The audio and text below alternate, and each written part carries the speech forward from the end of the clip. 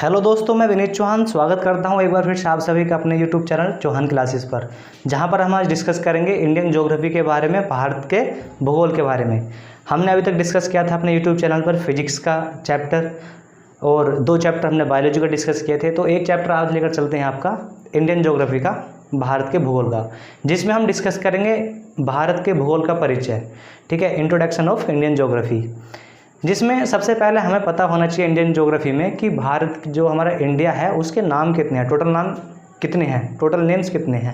तो वो है मेरे दोस्तों 7 नाम। जो भारत है, आपने सुना होगा, भारत के जो टोटल नाम है वो हैं 7 नाम। ठीक है, जिसमें से 6 नाम मैं बताऊंगा और 1 नाम आप खुद कमेंट बॉक्स में आप खुद बताओगे। ठीक है, जो 6 नाम मैं बताने वाला हूँ उसमें सबसे पुराना नाम जो है वो है हमारा रेवा। भारत का, इंडिया का जो सबसे पुराना नाम है वो है हमारा रेवा। और जो रेवा नाम है वो आपका लिया गया है नर्मदा रिवर से। ठीक है, जो भारत का रेवा नाम है वो लिया गया है आपका नर्मदा नदी से।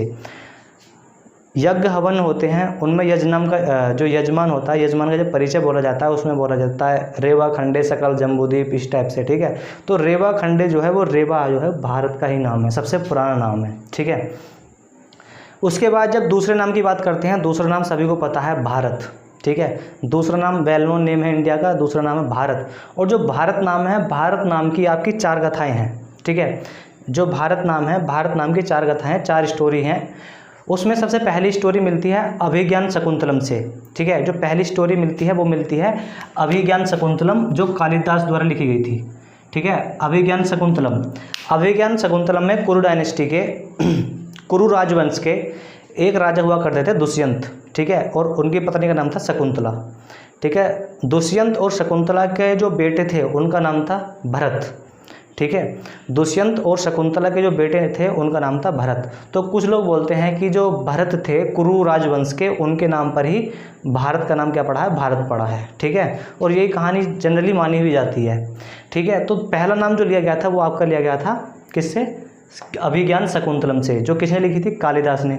और इसमें अभिज्ञान शकुंतलम में कहानी बताई गई थी कुरु राजवंश के राजा दुष्यंत और उनकी पत्नी शकुंतला की, और उनका बेटे थे जिनका नाम था भरत।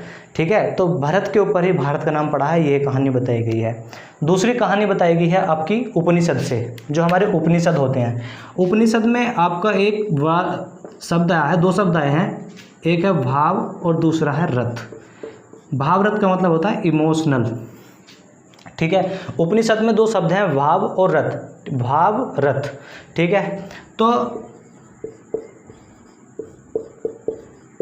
जो उपनिषद है, उपनिषद के हिसाब से जो भारत के लोग हैं, भारत के लोगों को इमोशनल बताया गया कि वो जो भारत के लोग हैं वो थोड़ी थोड़ी बात पर इमोशनल हो जाते हैं, भावुक हो जाते हैं। ठीक है, तो उपनिषद के हिसाब से जो भारत का नाम है वो यहाँ से लिया गया है, भाव रथ से। ठीक है, उपनिषद के हिसाब से जो भारत का नाम भारत है वो लिया गया है भाव रथ से।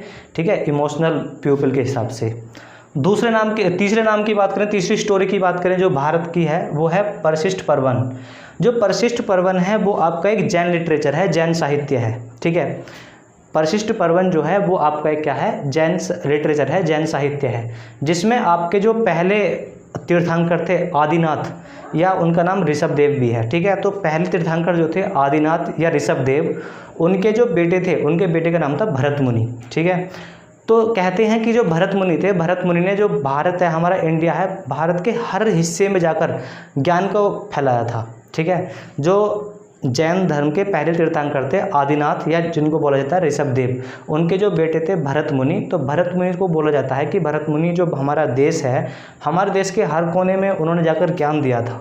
तो और उन्होंने हमारे देश के हर कोने की यात्रा की थी, तो उनकी यात्रा के ऊपर ही देश का नाम क्या बोल दिया गया, भारत बोल दिया गया। ये मानते हैं जैन लिटरेचर, मतलब जैन धर्म वाले मानते हैं, जैन साहित्य और जैन रिलीजन वाले, जैन धर्म वाले इस बात को मानते हैं। चौथी कहानी आती है आपकी ऋग्वेद से।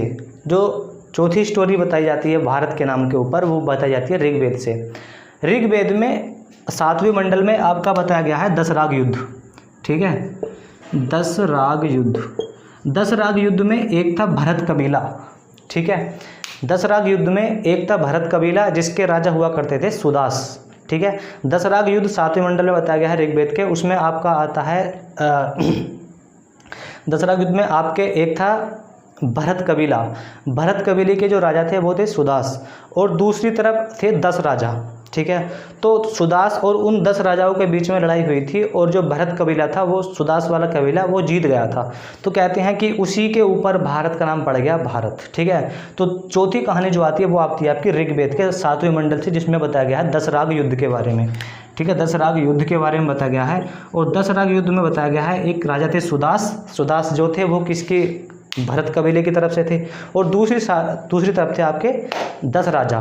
ठीक है, तो उनके बीच में युद्ध हुआ, तो जिसमें जो सुदास थे, सुदास जीत जाते हैं और भरत कबीला जीत जाता है, तो बोलते हैं कि इसी के ऊपर भारत का नाम पड़ गया भारत। तो ये 4 कहानियाँ हैं भारत नाम के पीछे।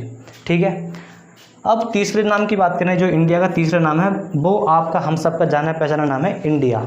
ठीक है, सुनने में लगता है इंडिया क्या है, एक इंग्लिश नेम है, अंग्रेजी नाम है, लेकिन जो इंडिया है वो अंग्रेजी नाम नहीं है।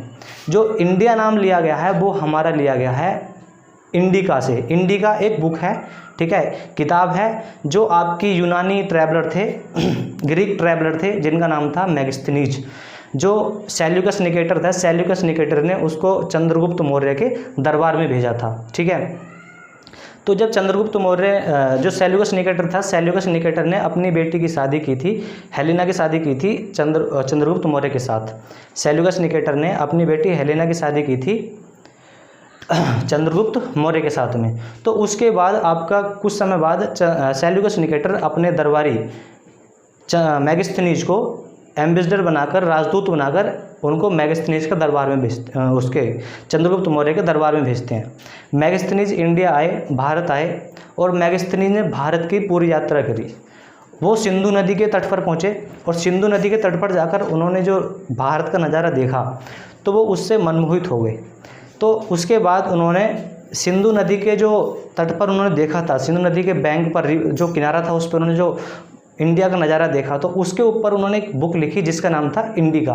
और इंडिका में उन्होंने भारत के बारे, इतिहास के बारे में बताया, चंद्रगुप्त मौर्य के दरबार के बारे में बताया।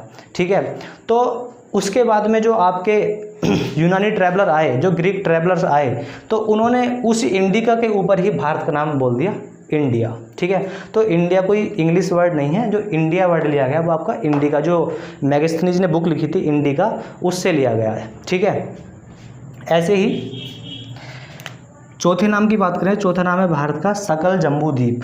ठीक है, सकल जम्बू द्वीप जो नाम लिया गया है वो हमारा लिया गया है पुराण से। ठीक है, जो हमारे पुराण हैं, जो पुराणों से नाम लिया गया है सकल जम्बू द्वीप। तो ये चौथा नाम है भारत का। जब 5वें नाम की बात करें तो 5वां नाम है आपका आर्यवर्त। ठीक है, 5वां नाम है हमारे देश का, वो है आर्यवर्त। अब आर्यवर्त जो नाम लिया गया है वो लिया गया है वैदिक लिटरेचर से, वैदिक साहित्य से। अब जो वैदिक लोग थे वो आर्य लोग थे। ठीक है, आर्य लोग थे, और आर्य का मतलब होता है श्रेष्ठ।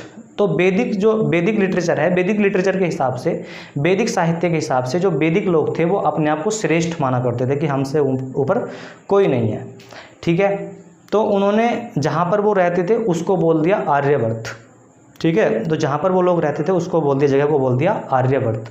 तो जो आर्यवर्त भारत का नाम है वो लिया गया है आपका वैदिक लिटरेचर, वैदिक साहित्य से। ठीक है, छठे नाम की बात करते हैं तो छठा नाम है हमारे देश का हिंदुस्तान। ठीक है, छठा नाम है हिंदुस्तान। तो हिंदुस्तान जो नाम है वो आपका दिया था 2 जगह के ट्रैवलर्स, पर्शियन ट्रैवलर फारसी यात्री और अरेबियन ट्रैवल अरबी यात्रियों ने। ठीक है, तो जो भारत का नाम आपका हिंदुस्तान है फारसी और अरबी लोगों ने दिया था। अब ये लोग होता क्या है कि जो फारसी और अरबी लोग हैं, जो ट्रैवलर्स थे, जो यात्री थे, फारसी और अरबी जो यात्री थे वो आपके भारत आए, और भारत में आने के बाद उस टाइम पे मेन रिवर हुआ करती थी, जो मुख्य नदी थी भारत की उस टाइम पर थी सिंधु नदी। ठीक है, सिंधु नदी। अब जो फारसी और अरबी ट्रैवलर थे, फारसी और अरबी यात्री थे, वो आपके आते हैं सिंधु नदी पर, और जो ये लोग हैं वो सा को पढ़ते हैं हा। ठीक है, सा को पढ़ते हैं ये लोग हा। जो पर्शियन और अरबियन हैं, जो फारसी और अरबी लोग हैं, ये सागो हा पढ़ते हैं। ठीक है, तो इन्होंने सिंधु को बोला हिंदू।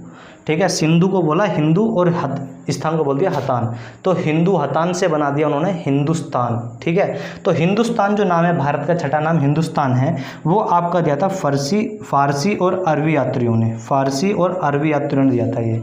ठीक है, तो जो पर्शियन और अरेबियन लोग हैं ये साको हा बोलते हैं। ठीक है, तो सिंधु नदी पे उन्होंने बोला हिंदू नदी और स्थान को हतान, तो हिंदू हतान से बोल दिया, उसको नाम बना दिया हिंदुस्तान। तो ये हो गए हमारे 6 नेम। 7वां नाम आप बताओगे कमेंट बॉक्स में।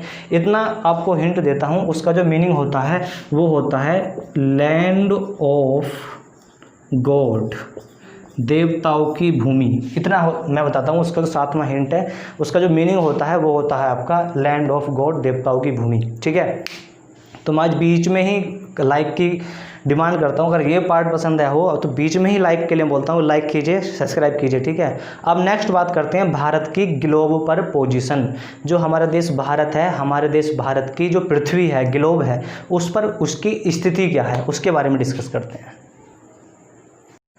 अब नेक्स्ट बात करते हैं भारत की ग्लोब पर पोजीशन, जो पृथ्वी है, पृथ्वी पर जो भारत की स्थिति है उसके बारे में डिस्कस करते हैं। अच्छा, उससे पहले मैं एक और बताऊंगा कि जो भारत का संविधान है, भारत के संविधान में जो भारत का नाम बताया गया है वो बताया गया है India, India that is Bharat. ठीक है, जो भारत का संविधान है, भारत का जो कॉन्स्टिट्यूशन है, उसमें जो भारत को बताया गया है वो बताया गया है इंडिया, कि इंडिया दैट इज़ भारत, जो कि क्या है, भारत है, इस टाइप से बताया गया है। ठीक है, तो इंडिया को, जो इंडिया है इंग्लिश वर्ड है, इसको पहले मान्यता दी गई है। ठीक है, तो कॉन्स्टिट्यूशन के हिसाब से पूछे कि भारत को कैसे बताया गया है, तो वो बताया गया है India that is Bharat, India जो क्या है, भारत है। जो संविधान है, संविधान के हिसाब से भारत का नाम ये बताया गया है। ठीक है, वैसे कितने नाम है भारत के? 7। जब बात करते हैं भारत की ग्लोब पर जो पृथ्वी है, पृथ्वी पर उसकी स्थिति की बात करते हैं, तो ये है हमारा 0 डिग्री लैटीट्यूड।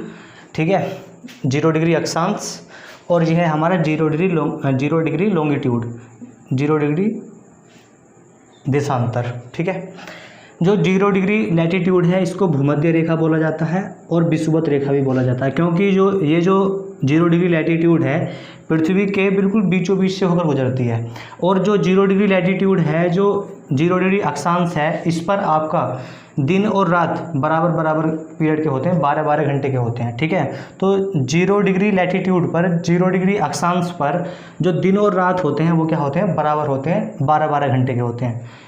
हिंदी में बोला जाता है भूमध्य रेखा और विषुवत रेखा। जो ऊपर की तरफ दिशा है उसको बोलते हैं नॉर्थ डायरेक्शन, उत्तरी दिशा। उसके अपोजिट होती है दक्षिण, उत्तर, दक्षिण, पूर्व, पश्चिम। इधर आती है आपकी ईस्ट, इधर वेस्ट आएगी, और नीचे की तरफ आती है साउथ। तो जो भारत की स्थिति है वो नॉर्थ और ईस्ट के बीच में है। ठीक है, जो भारत की स्थिति है ग्लोब पर, पृथ्वी पर जो भारत की स्थिति बताई गई है वो आपकी नॉर्थ, उत्तर और ईस्ट, पूर्व, उत्तर पूर्व के बीच में बताई गई है। तो भारत की जो स्थिति है वो है आपकी उत्तर पूर्व हेमिस्फीयर में, उत्तर पूर्व गोलार्ध में।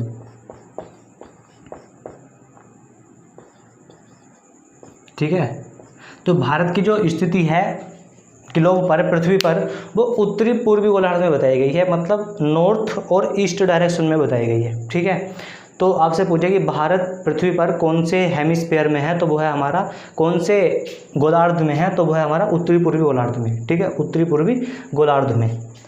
अब इंडिया के एरिया की बात करते हैं, भारत के क्षेत्रफल की बात करते हैं कि भारत का क्षेत्रफल पृथ्वी पर कितना है। तो भारत का जो क्षेत्रफल है, इंडिया का जो क्षेत्रफल है वो है 32,87,263.16 किलोमीटर स्क्वायर, 32,87,263.116। ठीक है, 32,87,263.16 किलोमीटर स्क्वायर, वर्ग किलोमीटर, ये है भारत का क्षेत्रफल। ठीक है, 32,87,263.16 किलोमीटर स्क्वायर, ये है आपका भारत का क्षेत्रफल, जो कि पूरे जो विश्व है, पूरा जो वर्ल्ड है उसके क्षेत्रफल का 2.43% है, 2.43% है। जो भारत का क्षेत्रफल है, इंडिया का क्षेत्रफल है पूरे विश्व का, जो पूरा विश्व है, ठीक है, पूरे विश्व का 2.43% मतलब 2.43% है, ठीक है। जो भारत का एरिया है, भारत का क्षेत्रफल है, भारत का क्षेत्रफल पाकिस्तान के क्षेत्रफल से लगभग 4 गुना ज़्यादा है, ठीक है। तो भारत का क्षेत्रफल है, इंडिया का क्षेत्रफल है, पाकिस्तान के क्षेत्रफल से लगभग 4 गुना ज़्यादा है। अब जो भारत की बात करते हैं, इंडिया की बात करते हैं, तो इंडिया का एरिया के हिसाब से, क्षेत्रफल के हिसाब से आपका 7वां स्थान है पूरे विश्व में, ठीक है। जो भारत है, भारत का पूरे विश्व में एरिया के हिसाब से, क्षेत्रफल के हिसाब से 7वां स्थान है। अब उसके याद करने की ट्रिक कैसे याद रहेंगे? ट्रिक है रक्कूबाई, RCCUBAI, रक्कूबाई, ठीक है। रक्कूबाई याद रखेंगे एरिया के हिसाब से। तो रक्कूबाई में क्या पढ़ना है हमें? R से बनेगा रसिया, ठीक है। तो सबसे पहले जो सबसे बड़ा एरिया है तो वो है रसिया का। तो एरिया के हिसाब से, क्षेत्रफल के हिसाब से सबसे बड़ा जो देश है, सबसे बड़ी कंट्री है वो है रसिया, रूस, ठीक है। रूस का एरिया सबसे ज़्यादा है पूरे विश्व में, और रूस की जो कैपिटल है वो है मॉस्को, ठीक है। रूस की कैपिटल है मॉस्को। फिर सी से, पहले वाले सी से बनता है कनाडा। तो दूसरा जो देश आता है क्षेत्रफल के हिसाब से, जिसका सबसे ज़्यादा क्षेत्रफल है दूसरा, वो है कनाडा। कनाडा की कैपिटल है ओटावा, ठीक है। जो कनाडा है, कनाडा की जो कैपिटल है, राजधानी है, वो है ओटावा। अब तीसरे देश की बात करें, दूसरे सी से बनता है चाइना, चीन। तो एरिया के हिसाब से, क्षेत्रफल के हिसाब से जो तीसरा देश आता है वो आपका आता है चाइना।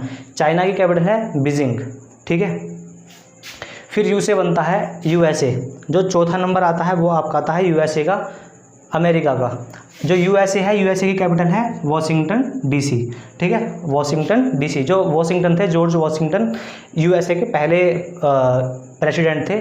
और जो प्रेसिडेंट हाउस है USA में, उसको बोला जाता है व्हाइट हाउस, ठीक है। जो आपका USA है, अमेरिका है, अमेरिका में जो प्रेसिडेंट हाउस है, राष्ट्रपति भवन है, उसको बोला जाता है व्हाइट हाउस।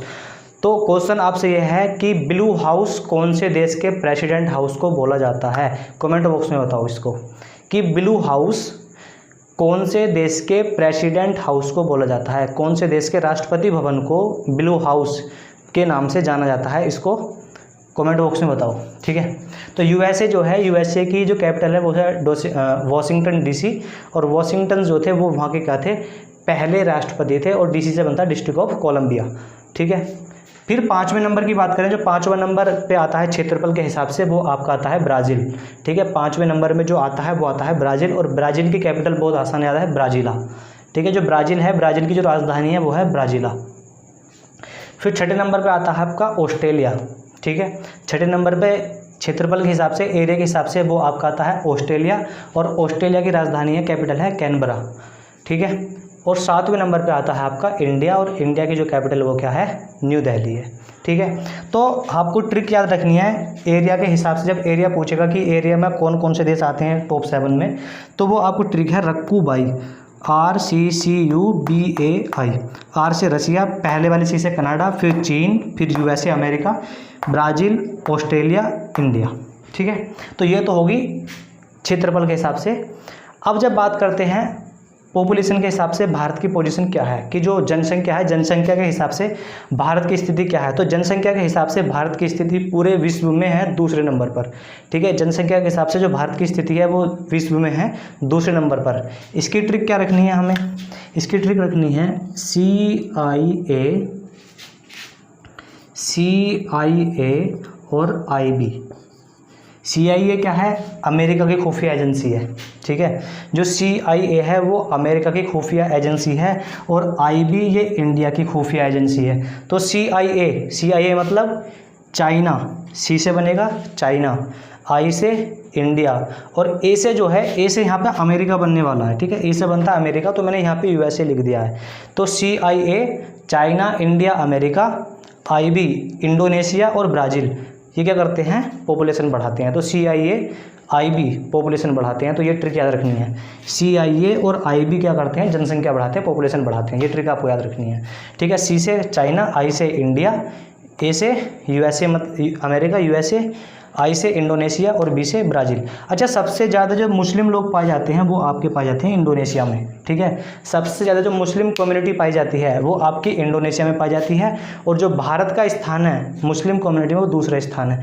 दूसरे नंबर पर जो मुस्लिम लोग पाए जाते हैं वो इंडिया में सबसे ज़्यादा पाए जाते हैं, सबसे ज़्यादा पाए जाते हैं इंडोनेशिया में। और दूसरे नंबर पर जो मुस्लिम लोग पाए जाते हैं वो पाए जाते हैं आपके इंडिया के अंदर, भारत के अंदर, ठीक है। ये आपकी होगी भारत की स्थिति उसके पॉपुलेशन के हिसाब से, ठीक है।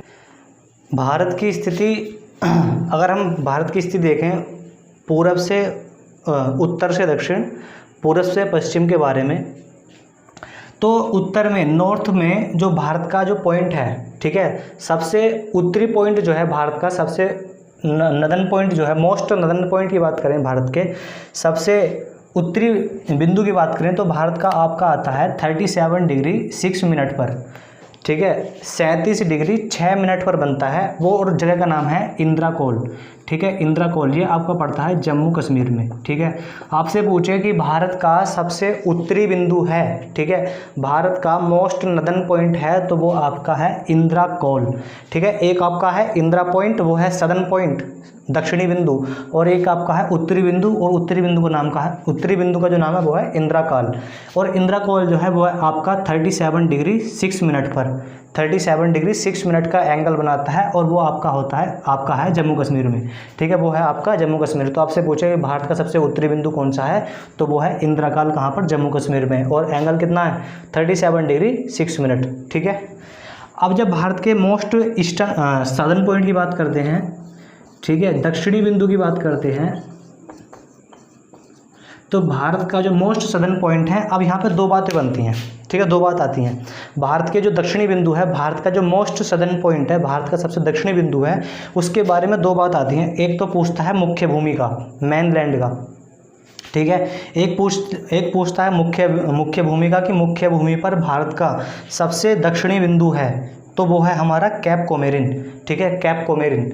भारत का मुख्य भूमि का, मेन लैंड का जो सबसे मोस्ट सदर्न पॉइंट है वो है आपका कैप कोमेरिन, वो है आपका 8 डिग्री 4 मिनट पर, ठीक है। एंगल बनता है 8 डिग्री 4 मिनट नॉर्थ में, ठीक है, 8 डिग्री 4 मिनट नॉर्थ में, और जगह का नाम है कैप कोमेरिन, कन्याकुमारी, ठीक है, कहाँ पर, तमिलनाडु पर। तो यहाँ से आपको एक बात याद रखनी है कि मेन लैंड का पूछे, भारत का मोस्ट सदर्न पॉइंट, भारत का सबसे दक्षिणी बिंदु, मेन लैंड का, मुख्य भूमि का, तो वो है कैप कोमेरिन, कन्याकुमारी, तमिलनाडु में, ठीक है। और एंगल है 8 डिग्री 4 मिनट नॉर्दर्न पॉइंट।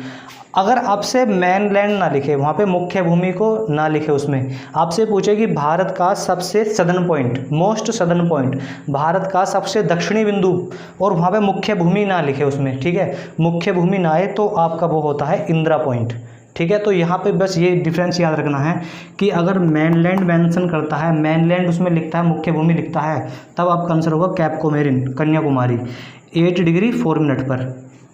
अगर मेनलैंड ना लिखे, मुख्य भूमि ना लिखे, तो जगह का जो जगह है वो है अंडमान निकोबार में, अंडमान निकोबार के ग्रेट निकोबार पर, ठीक है, अंडमान निकोबार के ग्रेट निकोबार पर है ये जगह, ठीक है। कहाँ है, अंडमान निकोबार के ग्रेट निकोबार पर जगह है ये, और एंगल बनाती है आपका 6 डिग्री 4 मिनट का, ठीक है, एंगल बनाती है 6 डिग्री 4 मिनट का एंगल बनाती है, और जगह का नाम है इंदिरा पॉइंट, ठीक है, इंदिरा पॉइंट बोल देते हैं, या फिर उसको बोलते हैं पर्सन पॉइंट, या फिर बोल देते हैं पिग्मेलियन पॉइंट, या फिर बोल देते हैं लाहचिंग पॉइंट, ठीक है। 4 नाम हैं, एक तो है इंदिरा पॉइंट, एक दूसरा नाम है पर्सन पॉइंट, तीसरा नाम है पिग्मेलियन पॉइंट, और चौथा नाम है लाहचिंग पॉइंट। तो भारत का जो सबसे दक्षिणी बिंदु है, भारत का जो मोस्ट सदर्न पॉइंट है, वो है आपका इंदिरा पॉइंट, या पर्सन पॉइंट, या पिग्मेलियन पॉइंट, या फिर लाहचिंग पॉइंट। कहाँ पर है आपका, ग्रेट निकोबार पे, अंडमान निकोबार के ग्रेट निकोबार पर, ठीक है, अंडमान निकोबार के ग्रेट निकोबार पर है ये पॉइंट। एंगल कितने डिग्री का बनाता है, 6 डिग्री 4 मिनट का। जो मेन लैंड का है वो बनाता है 8 डिग्री 4 मिनट का, ठीक है। मेन डिफरेंस ये है कि जो मेन लैंड है वो बनाता है 8 डिग्री 4 मिनट, और जो वैसस इंडिया का मोस्ट सदर्न पॉइंट है वो बनाता है 6 डिग्री 4 मिनट। तो यहाँ से ये आपको डिफरेंस याद रखना है, ठीक है। यहाँ पे मेन लैंड मेंशन करके देगा तो कैप कोमेरिन, अगर मेन लैंड ना लिखे तो आपका आएगा इंदिरा पॉइंट, या फिर पर्सन पॉइंट, या फिर पिग्मेलियन पॉइंट, या फिर लाहचिंग पॉइंट। कहाँ पर है, ग्रेट निकोबार में। अब जब भारत के मोस्ट ईस्टर्न पॉइंट की बात करते हैं, भारत के सबसे उत्तरी बिंदु की बात करते हैं, ठीक है, जो भारत का सबसे उत्तरी बिंदु है वो है आपका 97 डिग्री 25 मिनट पर, ठीक है, 97 डिग्री 25 मिनट पर बनता है।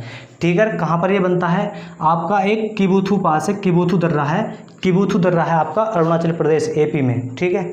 एपी मतलब आंध्र प्रदेश मत समझना, यहाँ पे अरुणाचल प्रदेश से है। तो इंडिया का जो सबसे पूर्वी बिंदु है, ईस्टर्न पॉइंट है इंडिया का, वो आपका है किबुथु पास, किबुथु दर्रा। ये कहाँ पर है? आपका अरुणाचल प्रदेश में। और गांव का नाम भी मैं पूछ ले तो जो गांव का नाम है वो है वालांगू गांव। वालांगू गांव में किबुथु पास, किबुथु दर्रा है अरुणाचल प्रदेश में। वो भारत का सबसे पूर्वी बिंदु है, भारत का सबसे उत्तरी बिंदु पूर्वी बिंदु है, भारत का सबसे ईस्टर्न पॉइंट है।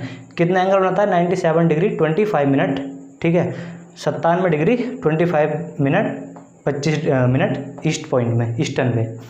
जब भारत के वेस्टर्न पॉइंट की बात करते हैं, भारत के सबसे पश्चिमी बिंदु की बात करते हैं, तो भारत का जो पश्चिमी बिंदु है, भारत का सबसे वेस्टर्न पॉइंट है, वो है आपका गुजरात में, गुजरात के कच्छ डिस्ट्रिक्ट में, ठीक है, गुजरात के कच्छ डिस्ट्रिक्ट में है। और जगह का नाम है गोरमोटा, ठीक है, जगह का नाम है गोरमोटा। और गोरमोटा में आपकी पड़ती है एक नारायण सरोवर जगह, ठीक है, गोरमोटा में पड़ती है नारायण सरोवर जगह। और वहाँ पर आपका सर क्रिक का एक पिलर लगा हुआ है, वो है, ठीक है।